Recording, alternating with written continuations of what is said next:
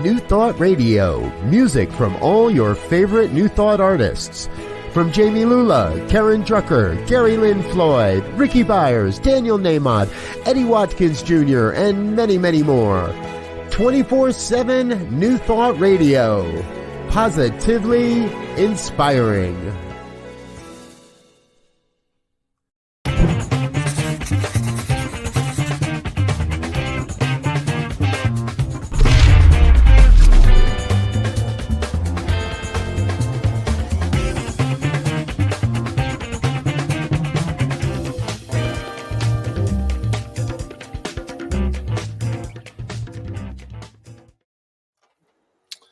Well, greetings and welcome. This is the New Thought Media Network. I'm Ken Ludwig, and you are watching the Vibrant Living Hour. Hope this day finds you safe, healthy, and happy as always. And you are absolutely living your best life in every single way, mentally, emotionally, spiritually, and physically. And whatever you're doing, I hope that's the way it's working for you. You know, today's kind of an interesting day for me. I'm kind of branching out into different areas of who I interview. I don't want to just preach to the choir. I don't want to just bring us the same people who say and think the same things that most of the rest of us say and think that would pay attention to New Thought Media Network. So I have with me today a brand new author, a first-time author, someone who has written their very first book.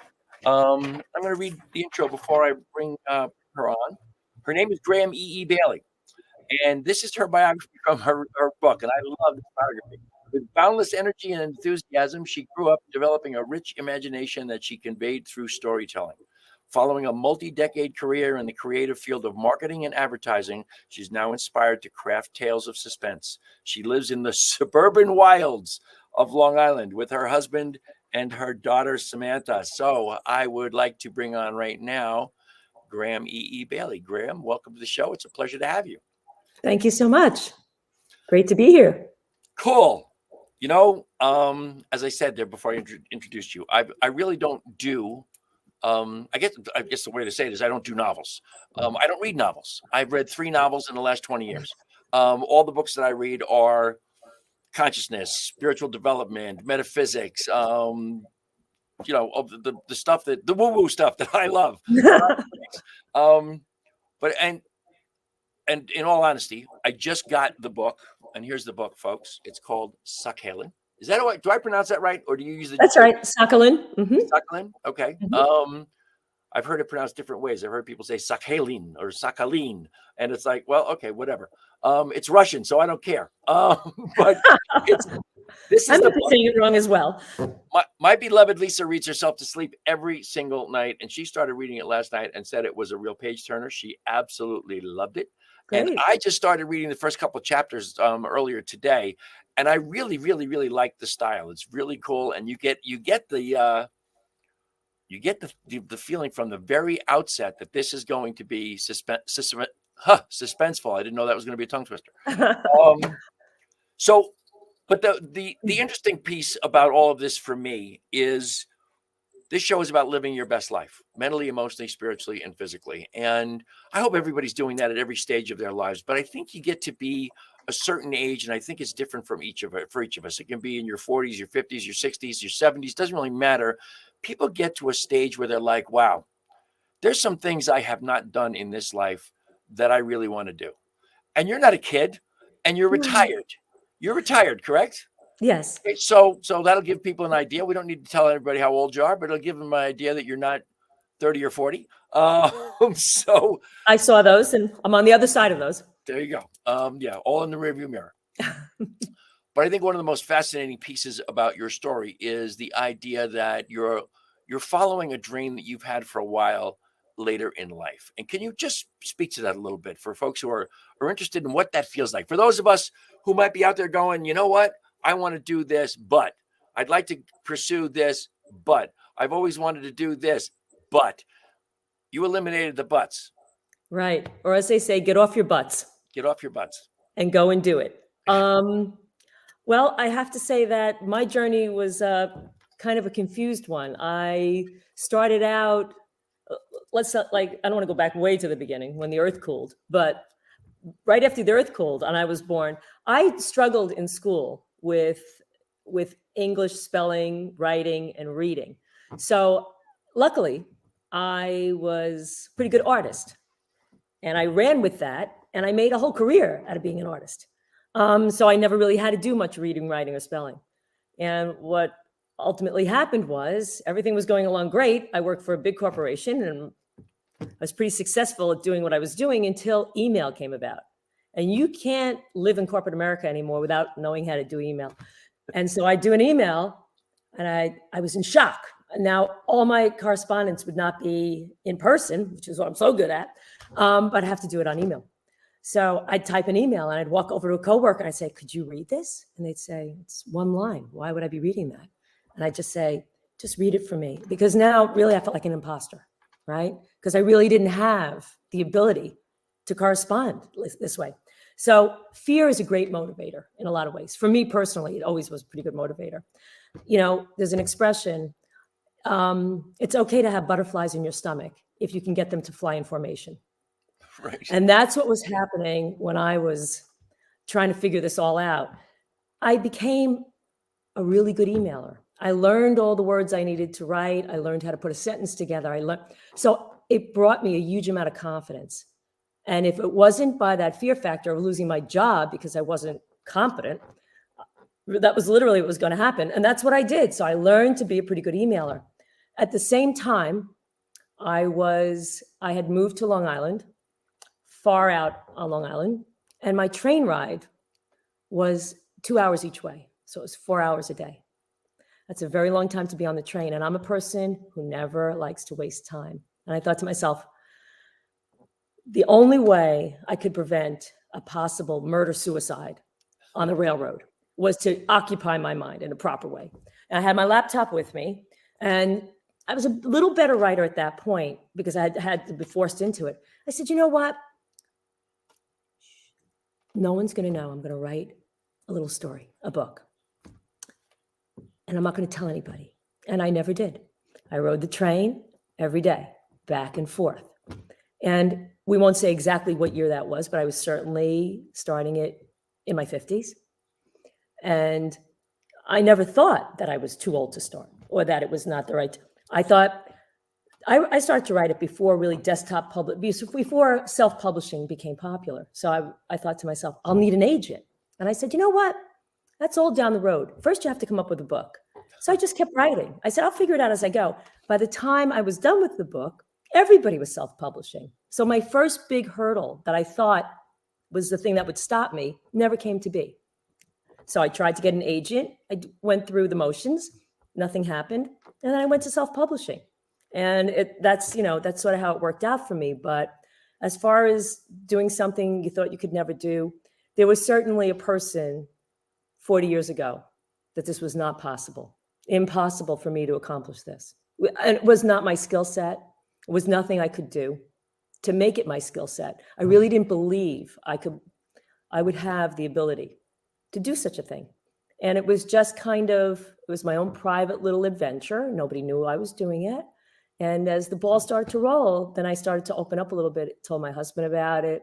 And he was sort of like, well, go ahead. He was really encouraging. But again, it's a kind of thing you don't think that you're going to start. I really believe any time is a good time to start something that speaks to you. And this was just something that spoke to me. So I did it in conjunction with working full time. So I found the time to do it. People always say, I don't have the time. You know what? You do have the time. If it means a lot to you, you'll get it done. Yeah. And you had those 2-hour pockets on the train. I took the Long Island Railroad into New York City for 4 years of high school. I didn't have 2 hours. I only took 45 minutes. But I know that is, that can be pretty dead time. And if you don't have something to keep yourself occupied, it can be pretty boring and annoying time. And to pick something up that you're enjoying doing and you're excited about and you're exercising your imagination, that's fascinating to me. That's a great use of the time. I think so many people, you said it never occurred to you that you were too old or you didn't have the time. So many people step into whatever it is in life, whether it's a side career, a side gig. People in my industry, so many people get started in my industry as a little side hustle that they're going to make a little money at. And the first thing they say is, I have a full-time job. I don't have enough time. Everybody has those little pockets of time. Everybody has those little windows in which they can do something. They get something. In your case, incredibly productive. I meant to look and I didn't look. How many pages are in this book? 404, but it's a quick read. Everybody's going to tell you it's a quick read. But 404 pages you put together during your windows. That's right. Which is pretty extraordinary. And I love the fact that we all have an imagination. And I think so often imagination is learned out of us or beat out of us because we get stuck in the throat every day. Same thing over and over and over again. I got a good friend, Barry Ebert, wrote a song called Fathers and Sons, I think is the name of the song. But he has this one great line. It just goes, we go from work to bar to bed and back again. It just seems like so many people live in that life. That's all it is. True. And I don't know anybody really. I shouldn't say that because that's not true. I know for my own self, there are unfulfilled dreams in my heart, and I believe they're in every heart. And I think it's really important that people venture out, take the first step, which is what you did. Right. Even with whatever difficulties you had before that, with English or however that translated for you, to just step forward and go ahead and do it, and put to pen your imagination, which I think is fascinating. And I'm really looking forward to getting further in the book because it is you can tell, like I said, at the very beginning of it, it's like, wow, this is going to be suspenseful as hell. It's got a feel. I think that one of the things about my own personality, because I'm pretty much on full throttle all the time. I never sit down. I never stop moving. Even my husband says we're in the car. He said, so see, we're driving along in the car. You're not moving. I said, but the car is moving as long as something's moving. So I never actually stopped moving. So when I started to write, one of the things I was really conscious of is the fact that I consider myself the common man. And I was writing it. I thought to myself, as I'm reading it back, is it keeping my interest? Because I have this much interest. So I thought, well, if it's keeping my interest and I've read it 100 times, then I think I have something good here. And that was one of the things that spurred me on, because I thought, well, and also too, my editors were amazing. Mary and John Dealman, they were incredible editors, and they kind of helped piece things together at the end. So, but I think that it's a pretty suspenseful piece of work. Don't be afraid by 404 pages. So it moves quick. I'm excited to read the book.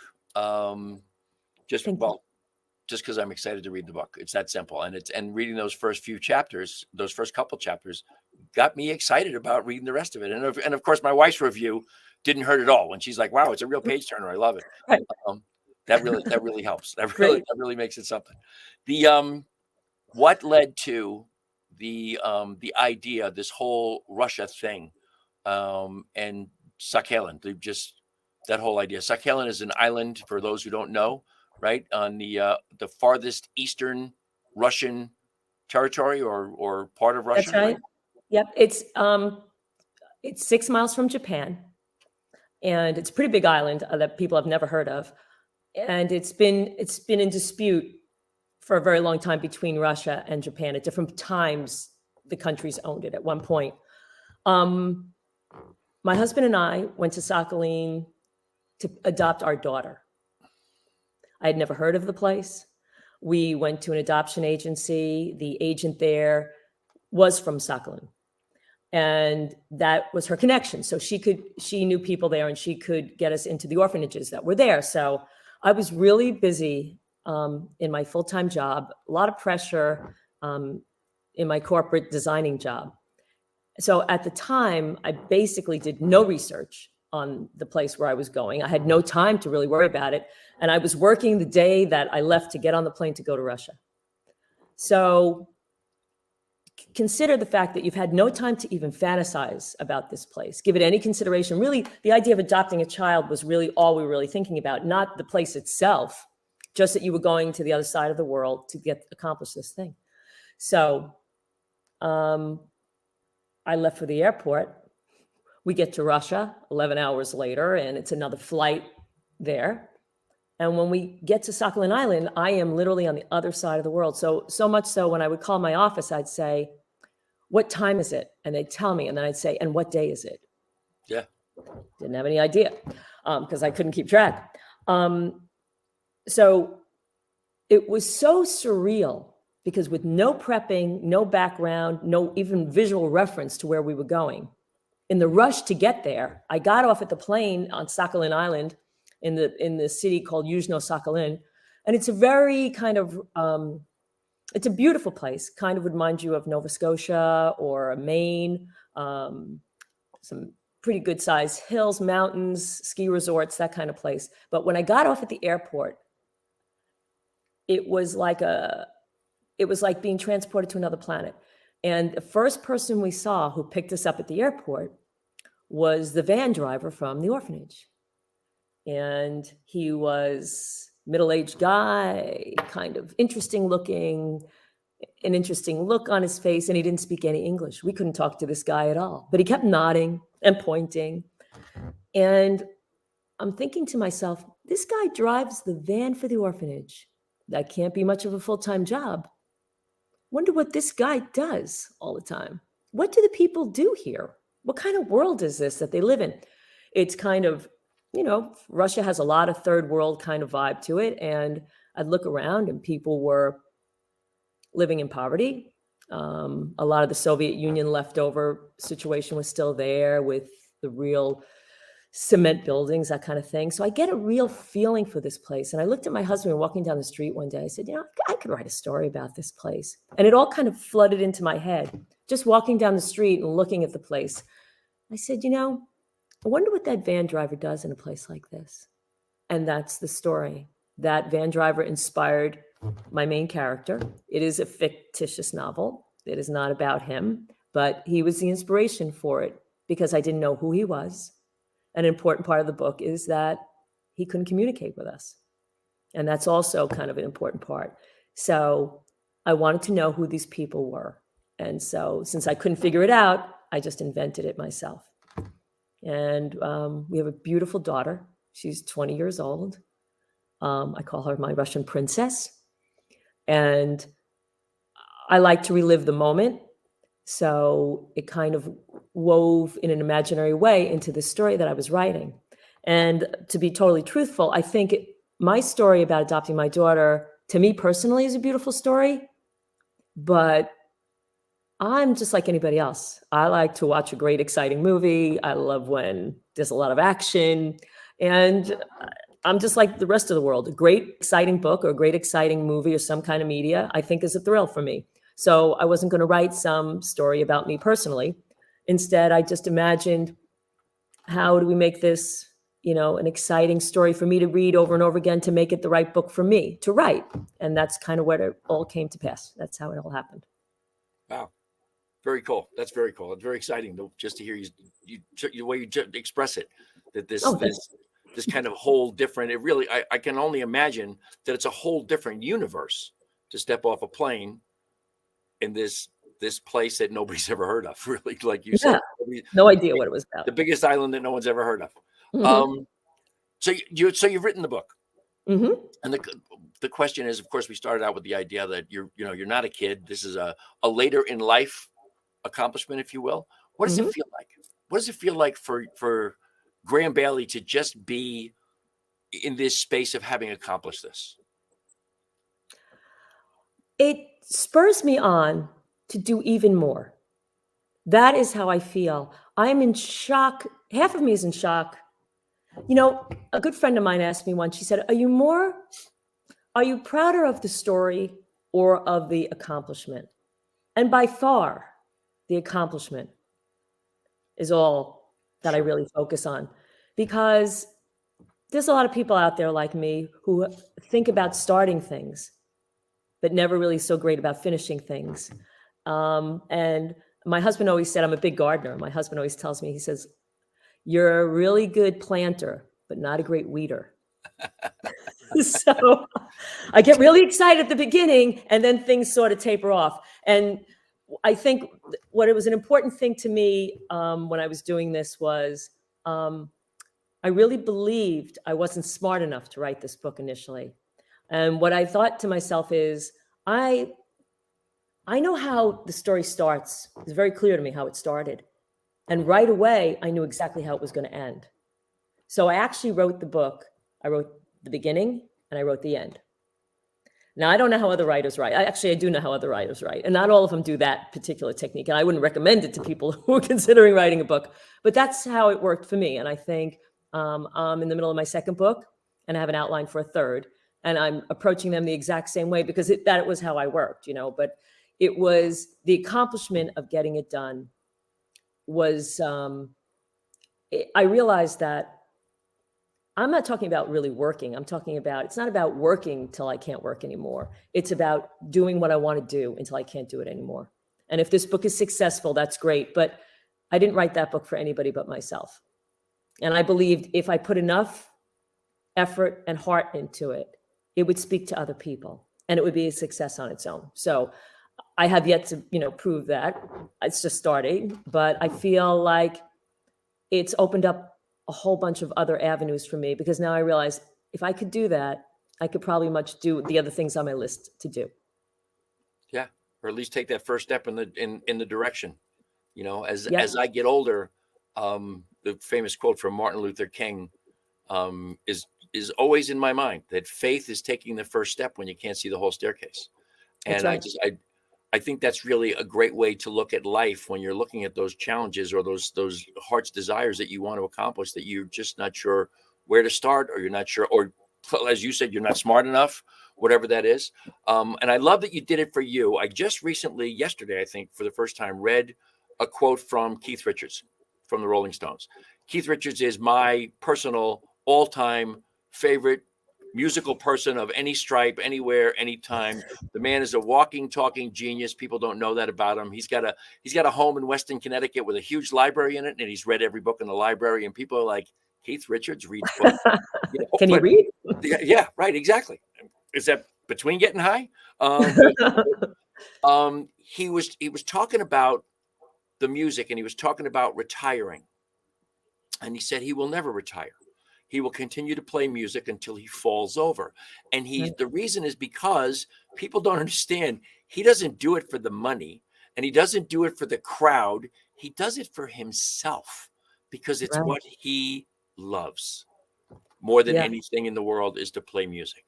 And I think when you step into that space, you become as accomplished at whatever it is as a Keith Richards. When you're doing something you truly love, and you take the time to work at it. And my favorite 3 words, practice, practice, practice. That's how you get good at anything.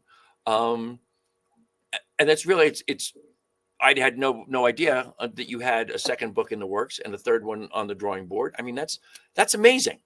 From I'm not smart enough to write this book to the third one's on the drawing board. That's pretty fascinating. And it's got to give you a great sense of, I was going to say invincibility. It's a great sense of, I can do anything. Yeah, it's really more than that. It's kind of looking down the road. And again, I had a really long career in corporate America, so obviously I'm on the other side of that. But you don't really feel that as an ending. You just feel what I'm moving forward now into another beginning. And it's so exciting for me to kind of like plan that out. Now you have time to really do whatever you want. And it's a very special thing to be able to look at a day and say how you are going to break it up, not how your manager needs you to break it up, but to spend each day, right, the way you have your 8 hours that you devoted to another company, a mission, whatever that was, and now it's your opportunity, right? So you think your whole life, if I had the time, what would I do with it?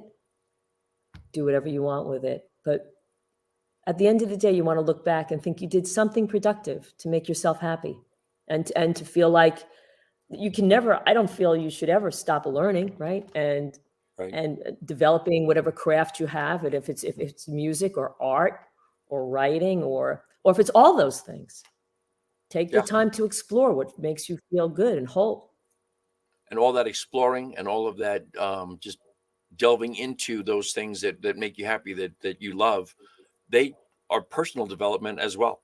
You find out a lot about yourself, as you found out about yourself by writing the book, that there's more to who I am than what I think I am. And it's exactly, yeah.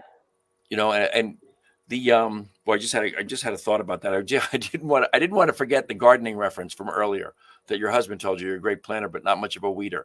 My wife and I are lifelong gardeners and totally get the weeding thing. Anyway, just another subject altogether. But I was never a great weeder either. Not my favorite deal. Planting and harvesting, everything in between, not so much.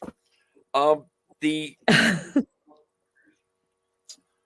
sense of